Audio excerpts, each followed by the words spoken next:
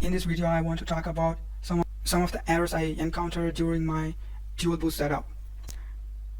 First, I want to mention that it's really complex and hard to create Windows bootable media or drive on Ubuntu. I tried using WinToy and DD command line utilities, and both the time I came across an error saying no media drivers found. As you can see, currently and since some years ago, it isn't possible to use the usual DD-based tools to produce Windows installation media from published Microsoft ISO files. Reason: the ISO files are non-standard, containing files with sizes that exceed the industry standard.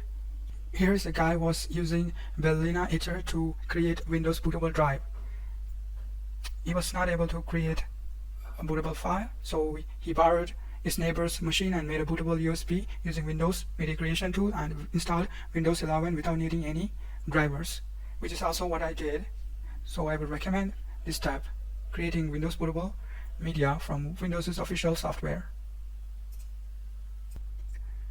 So the only method that worked for me and others who have exhausted other troubleshooting steps is directly downloading Windows Media Creation tool from Microsoft website, running that executable file and creating bootable media.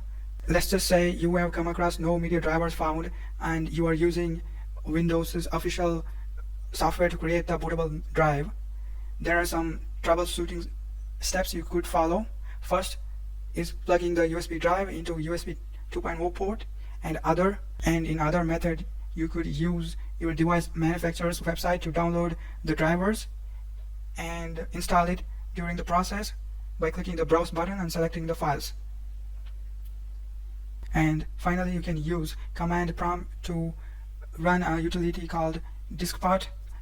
Using this utility, you can set up your drive to be a primary drive. Also, when I was installing Windows, my drive was in MBR partition.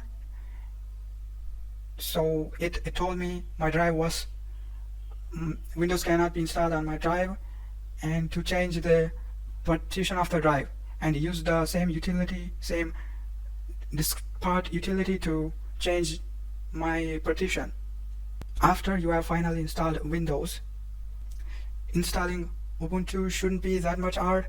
You just download the ISO file from Ubuntu website and you use Rufus to create the bootable media, leaving the default options is the same, and plugging the USB drive. In the installation process, you'll just click install Ubuntu alongside Windows. That's it. You will not come across any other error. Now I want to talk about an issue where you will encounter in Ubuntu, where when you are recording the screen, you won't be recording the screen. It shows the black screen. So I will show you how to record normally. As you can see, I am currently recording using OBS software on the latest Ubuntu update. It's using Wayland. It does not let you record or capture the screen. So what you have to do is you need to switch to Xorg or X11. To do that, you can do that on your login screen, clicking on the icon to switch it. But for me, it does not show up. So the other thing you can do is going to the terminal and opening the config file. So I will open up mine. I have opened it earlier, so let's see.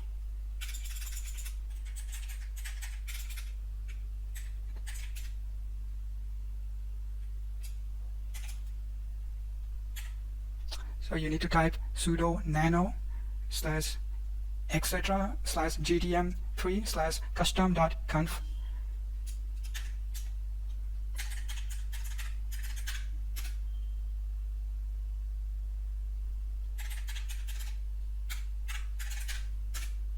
Okay, so this is, you will find this and comment the line below to force the login screen to use Xorg. You just need to press delete on the hashtag. Also, don't be a dumbass like me. Don't write this wayland enable is equal to true at the bottom of the line expecting it to work. It doesn't. So after that, press Ctrl X and it will ask you to save the file. Press Y and press enter. That will save the file, and maybe you need to restart. And after that, if you come across any graphical glitches like a red screen, you just need to go to the setting and go to color, and there you need to select or add an RGB profile like I did. I have, let's see, color. I'm using Rec 709. I used Bruce RGB too. So these all work. Select RGB, select a profile that works. Try everything, click on add profile. It will keep on, you can keep on adding profile. And let's say after sometimes you boot to Ubuntu and you come across a black screen, then you need to restart and go to advanced Ubuntu or something and select a kernel, recovery kernel, and you can change back to Wayland or change RGB profile. That will make the black screen go away, I think. This is it for this video. Also, I forgot to mention, in my previous video I showed you how to install Ubuntu on virtual machine, right? But like I said, this Wayland update kind of broke virtual machine. Now I'm getting glitches and crack noises when I click on videos and listen to music. The virtual machine is so slow and laggy, so I decided to dual boot now. Okay, anyway, thanks for watching. Like and subscribe.